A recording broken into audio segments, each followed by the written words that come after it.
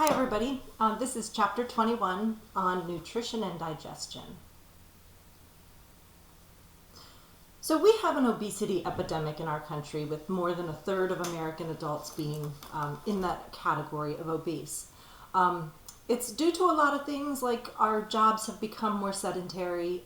We have people with inactive lifestyles, but for the most part it has to do with poor nutrition and the choices of what we're putting into our bodies.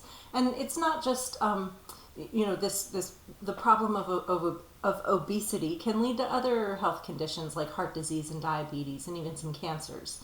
And it's attributed, there are about 300,000 deaths every year that are attributed to these kinds of health issues. So it's really difficult. People find it very difficult to shed weight. Only about 5% of people who are dieting reach their goal weight and are able to maintain it. So thinking about your own diet, it's really important that we have a clear understanding of our digestive system and how the nutrition that we're putting into our bodies is broken down and used by our body. So for this chapter, we're going to talk about how food is obtained through eating. We'll take a look at the human digestive system, and we'll wrap up talking about some of those nutrition topics. So first, how do we obtain and process our food? So there are a couple of different ways that animals ingest their food. Mostly there are three kinds of diets. There are animals that are herbivores, which only eat plants, animals like cattle and gorilla, snails, sea urchins. Then there are carnivores who primarily eat meat, like lions and whales and owls and spiders. And then there are omnivores, which means that they eat both plants and animal matter. And this is where we are included. Most humans are omnivores. Raccoons, crows, roaches, there are other animals that eat both plant and animal material. So there are also different ways that we ingest our food. So there are animals who are suspension feeders, meaning that there are things like corals and other animals that live like on the bottom of aquatic environments, that they just capture the food particles that pass by them. So they have some kind of protrusion on their body that allows them to just capture food that floats by. There are substrate feeders that live in or on their food source and eat their way through it. So things like maggots or ticks. Not ticks, or fluid feeders. So fluid feeders suck nutrients from a living host. So again, those are mostly parasitic organisms, leeches and ticks, things like that. And then bulk feeders is the category where we fall, which they ingest large pieces of food through eating.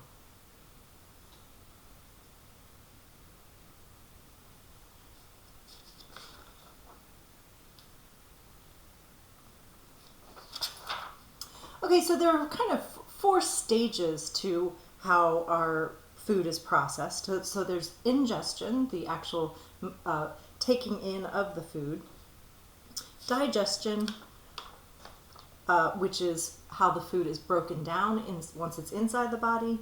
Absorption, which is how those broken down food particles are then used and taken up and utilized by the body's tissues. And then elimination, any undigested material is passed through the gut and excreted from the animal.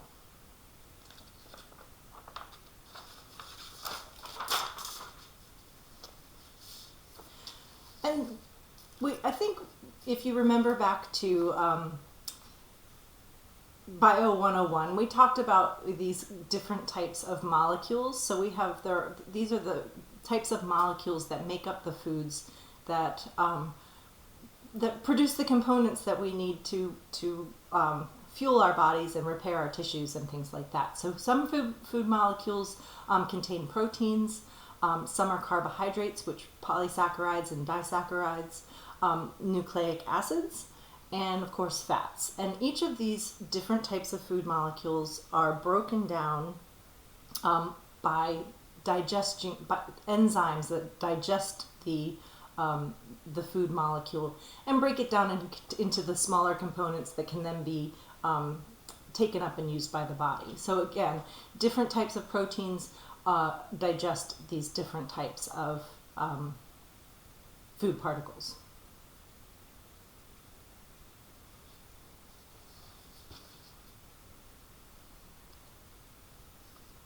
Okay, so I mentioned suspension feeders, and this is an example of one. This is a sponge, and sponges are a very simple organism that live on this, usually on the sea floor. And they digest their food in these things called vacuoles. So they have just sort of an open cavity, an open vacuole, an open cavity, excuse me, that the food is absorbed into. And the food is then engulfed in the cells into these food vacuoles. So again, the food's broken down by the enzymes and engulfed into the tissues, into these little vacuoles. But most animals don't work this way. Most animals have more compartmentalized digestion processes. So for example, there are different types of, I guess, different complexity of the types of digestion that's occurring in these animals. So cnidarians are flatworms and earthworms that just have this gastrovascular cavity. So it's a single opening at both ends, and the food just passes all the way through this long gastrointestinal cavity.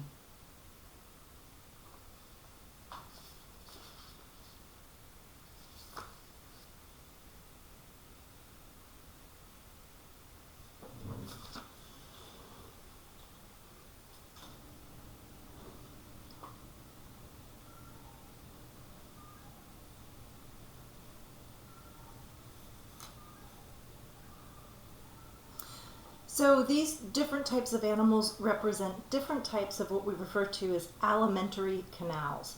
And what that means, that's just like the digestive tube or the gut, essentially. So as I mentioned, the earthworm is kind of a simplified version. The food is taken in through the mouth. There does have this part of the system called the gizzard, which actually grinds up the food, and anything that's undigested is expelled through the anus. The grasshopper is a little bit, a little different. It has this area called the crop where the food is stored. But most of the digestion occurs in this area here called the midgut. Again, this is a much more simplified version than our complicated digestive system, and then a little bit more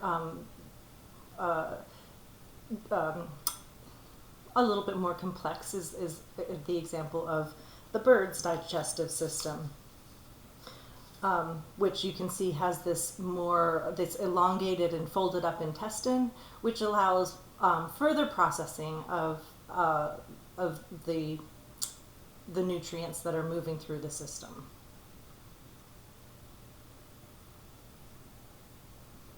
Okay, so that's a look at some general types of digestive systems in different animals, but what does ours look like? We've all probably seen some kind of representation of our digestive system. Sorry about the slow slides again today, guys.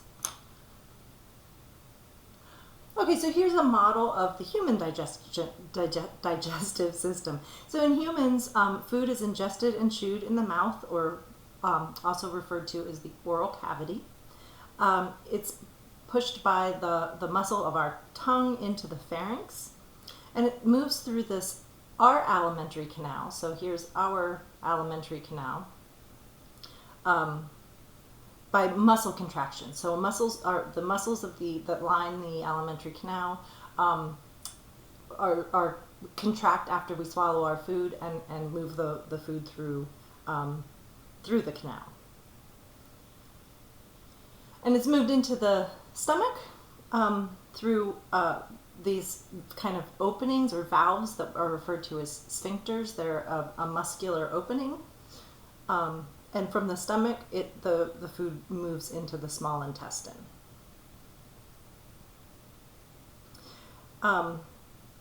So where does this, we talk about the digestion. Where does digestion actually occur? We think our food digests in our stomach and intestines, but it actually begins in the mouth. So the process of chewing actually smashes and grinds the food, so that's actually the beginning of the digestive process. So these are the anatomical features that begin the digestive process. So our teeth are able to, again, break down and grind up food. Our tongue tastes the food. It also shapes the food into swallowable shapes that we can then use. And the tongue also helps to, the back of the tongue moves the food into the pharynx.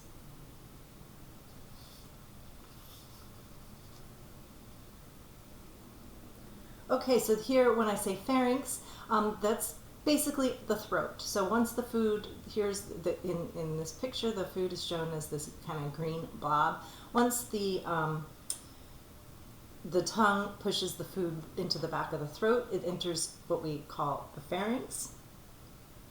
And the pharynx opens up into these two different passageways. So there's the larynx, or the windpipe, and then there's the esophagus.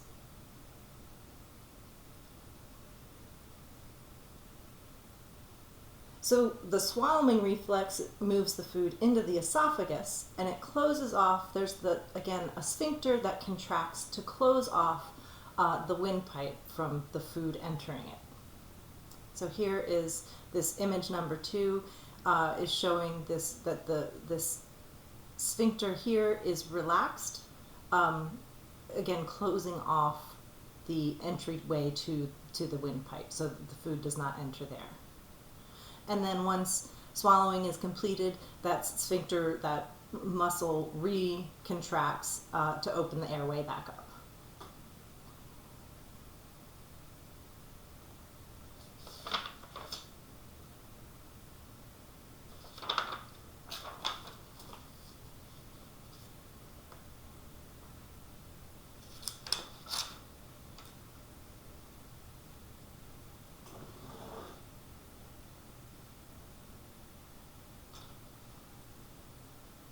And this is just showing 3 different stages of how the food moves through the esophagus and eventually reaches the stomach. So showing where the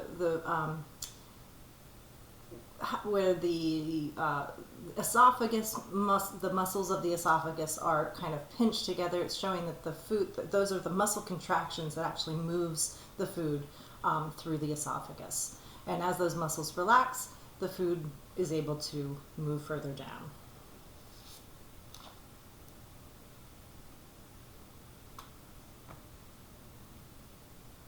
So what happens if we take a deep breath when we have a mouthful of food, or you somehow swallow something that's too big and it blocks your esophagus, or even could enter the trachea, causing choking. You've probably all heard of this technique called the Heimlich maneuver. And it's a way to forcefully use force to expel something from the trachea or esophagus during choking. It's a very effective means if it's done properly. And it's extremely important because without, if you are choking, it cuts off the airway, which can lead to brain damage or even death if you go without oxygen for too long.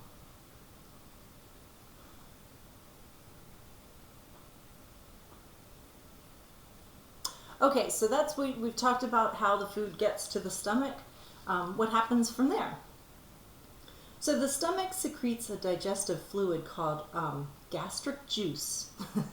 And that gastric juice is made up of a protein digesting enzyme. It also has mucus and some acids in it.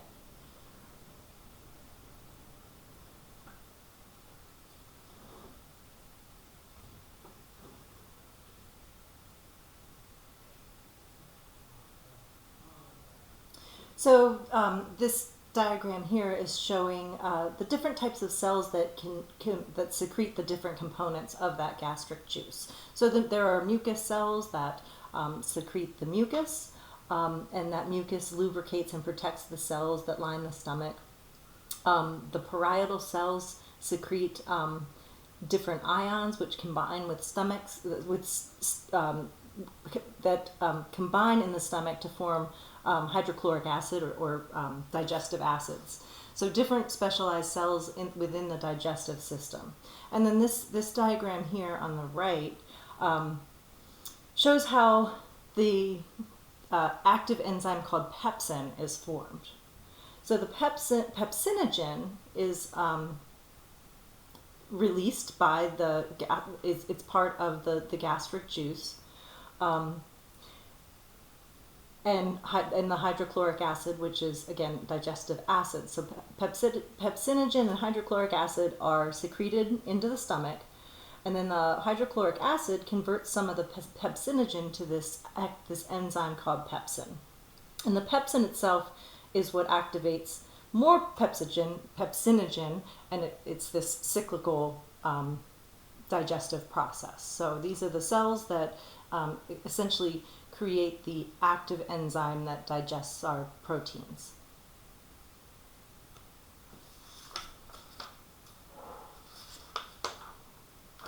So there are some ailments or conditions that are associated with the gastric juices. So acid reflux is when chyme from the stomach or acids from the stomach build up back into the esophagus, and that's that feeling of heartburn. There's also gastroesophageal reflux disease, which is a result of severe acid reflux that actually starts to break down the lining of the esophagus. Some folks can develop actually open sores within the stomach, which are called gastric ulcers, which can also be affected by some bacterial infections as well. So it's just some of the conditions related to our digestive system.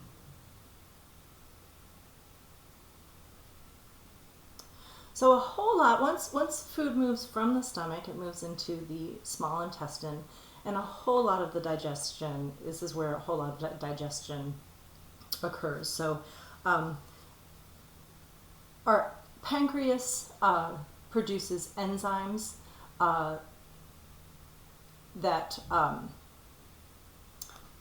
able to penetrate the intestinal wall and help to digest our food molecules. Other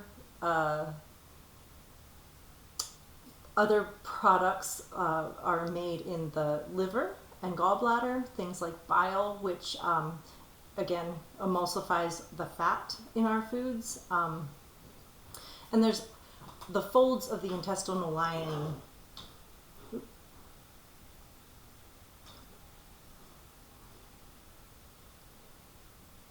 Sorry. So the small intestine is very long and folded, and those folds in the lining of the intestine give it a lot of surface area where nutrients can be absorbed, and nutrients and chemicals move across those long folds.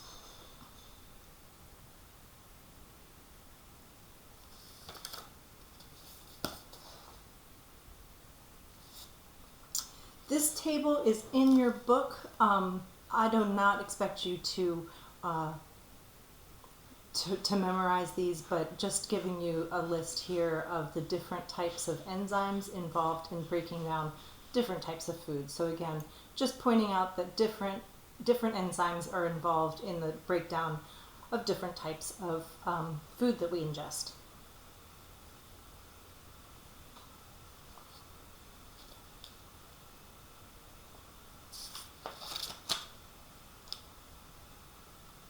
Sorry about my slow slides again today. So as I mentioned, there are other organs that are involved in producing those digestive enzymes like bile. So this is the source of those things. So our liver and gallbladder produce bile, which and our pancreas produces pancreatic juices, and there are also intestinal enzymes. So all of these things work together to pass through the small intestine and break down our food as our food moves along this long track of the small intestine. So just a little bit more detail on the structure and function of the small intestine.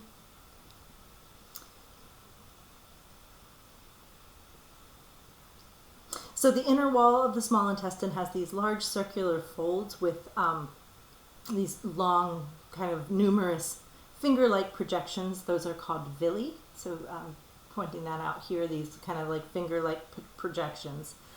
And when they're really small, they're referred to as microvilli. So these combinations of folds and projections, again, increases the surface area which the nutrients the amount of area that nutrients can be absorbed. And so it has a huge surface area. So it's something like 300 square meters of space in our intestines, which is about the size of a tennis court. So there's a huge amount of space in the small intestine that's absorbing, that's lining the small intestine and absorbing the nutrients.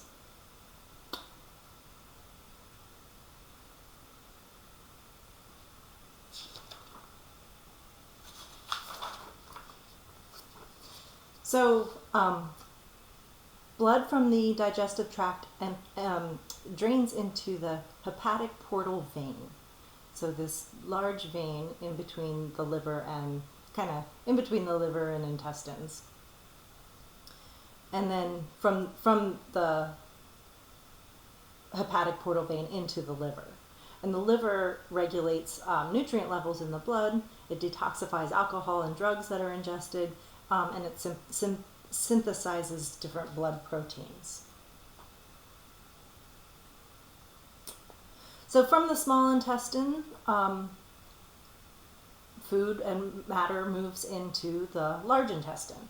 The large intestine has a pouch called the cecum down here, near its junction with near where it comes together with the small intestine. And that's where this small finger-like projection is, called the appendix. So in the large intestine, vitamins are absorbed and water is taken into the bloodstream. This is where feces are formed, and they're stored in the rectum until elimination happens. So a couple other conditions related to the digestive tract. Diarrhea can occur when there's too little water reclaimed from the contents of the large intestine, and if there's too much water is taken out during the large intestinal processing, the constipation can occur.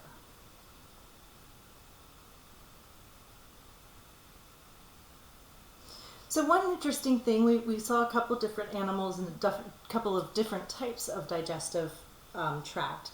And the length of you can see here, there's this koala, which is an herbivore, has a much longer digestive tract than the wolf or the carnivore. So the length of the digestive tract is often correlated with diet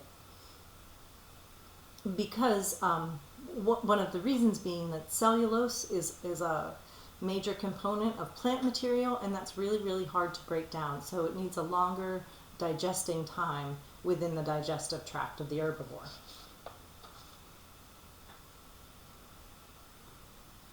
Okay, so nutrition. We've talked about how the food moves through the digestive tract, but how do we actually get nutrition from our food? So our diet has to provide our energy, right? So we actually need a certain amount of chemical energy in it that we can actually measure it in what we call kilocalories, which is 1,000 calories. So if you're reading a food package and it says it has 200 calories in it, that's actually 200 kilocalories. So it's 200 times 1,000. So that's why we simplify it. We divide calories by 1,000, and that's what we use as our day-to-day measurement of what we're ingesting. So these calories give us our raw materials to make our cells repair damaged or injured cells, and it also gives us all of the essential nutrients that we need to survive. The way we consume our food is referred to as our metabolic rate. So metabolism meaning how we're using energy, and different bodies have different metabolic rates. So our basal metabolic rate is how we break down our food, as well as the energy that we need to burn to do all of the activities that we do. This is just an illustration showing generally the calories that are contained in some really common foods, and also how many calories you can burn doing general activities. So in 30 minutes, a 30-minute jog will burn about a pizza slice. So you can ingest that pizza slice in like 2 minutes, but it takes you about 30 minutes of running to burn it off completely.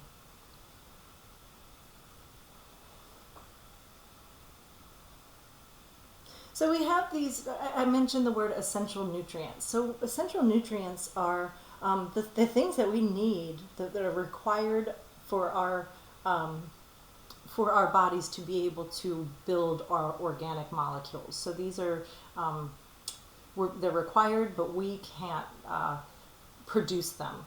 So we have to ingest them through our diet. So the absence of these essential nutrients would make you sick if you're unable to have enough of them. That's where we have nutritional deficiencies. So we have different types of essential nutrients. There are essential fatty acids. In BIOL 101, I keep referring back, but if you remember, we talked a lot about phospholipids that make up the membranes of our cells. This is not something our body produces. We eat foods like seeds and grains and vegetables that have these essential fatty acids in them that allow our bodies to make cell membranes. We also have essential amino acids that make up our proteins, and we have to eat these. The most common things in our diet that provide these essential amino acids are things like meats, eggs, milk, and cheese. And this is just one example of the essential amino acids, and just showing that in a vegetarian diet of a combination of corn and beans can provide all the essential amino acids that our bodies need. So it's not difficult to get these if proper food is available.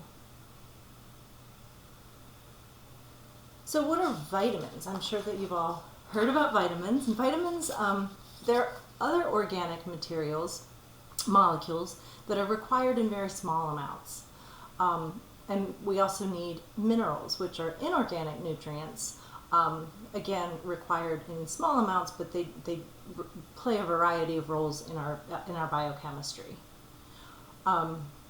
And there is this thing called the recommended dietary allowances for these nutrients. So you can actually look those up. And these are, again, a long table with a list of essential vitamins that our bodies need, where you can get them. So for example, if you have a vitamin B2 deficiency, you might want to eat more dairy products, enriched grains, and some interesting facts about the deficiencies of these different vitamins. So again, nothing you have to memorize, but it is just interesting facts, and for your own health and dietary needs, it's something that's pretty interesting to take a look at and it might help you to make decisions on your own dietary choices.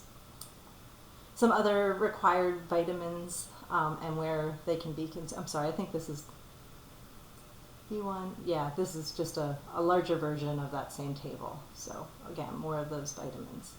And then also the different minerals. I mentioned that we have dietary mineral needs too. So things like calcium and phosphorus, things that make up our bone and skin and hair and organs and cells and tissues that we don't produce ourselves, so we need to ingest them through our food.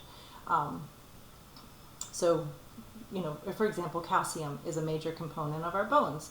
So we get that through eating dairy products. Lots of dark green vegetables have them, and different types of legumes or beans.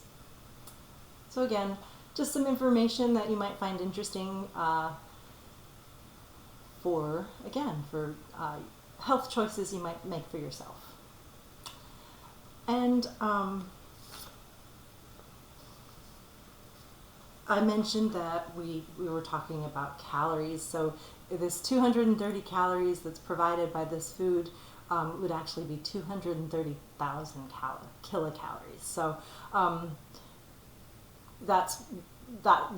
you can see why we shorten, we abbreviate the labels, but that's when we're talking about metabolism.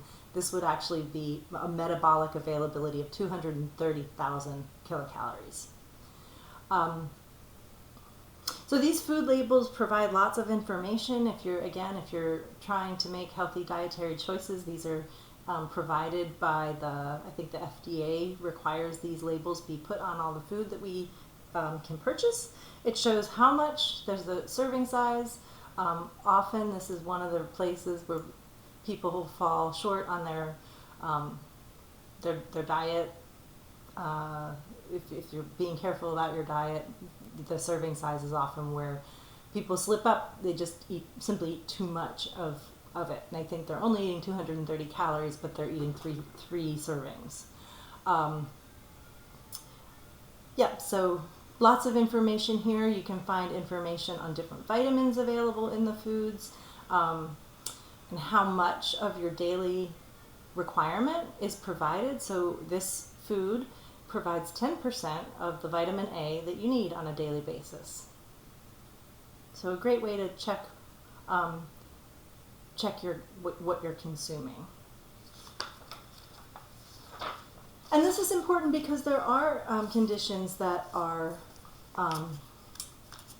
brought on by what we call malnutrition. So if you're not getting the sufficient nutrients and minerals that your body needs, you may become malnourished, and your body will start to fail in certain ways. Most common cause of malnutrition worldwide is a protein deficiency. But on the other side, there is the condition of obesity, which is defined as too high a body mass index, so meaning that the ratio of weight to height is too high, so your weight is too high for your weight. Typically linked to sedentary lifestyles and in making poor food choices. And this is just a table or a graph showing these different categories. So based on height, again, body mass index is what we're talking about here. So it's height versus weight. So you could plot yourself on this chart and see whether you're underweight or obese or in the normal range.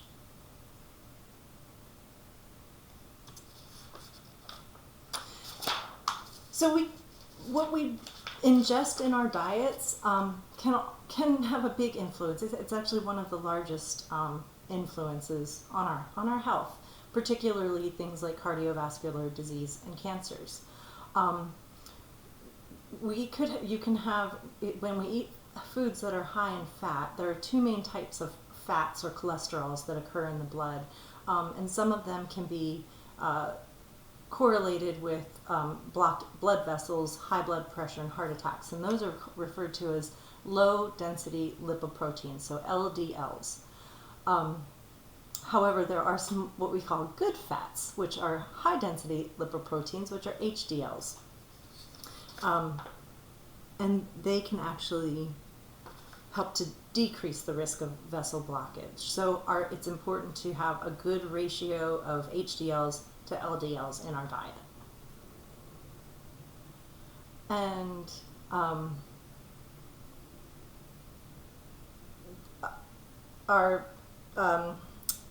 again, that relationship between food and our health is extremely interconnected.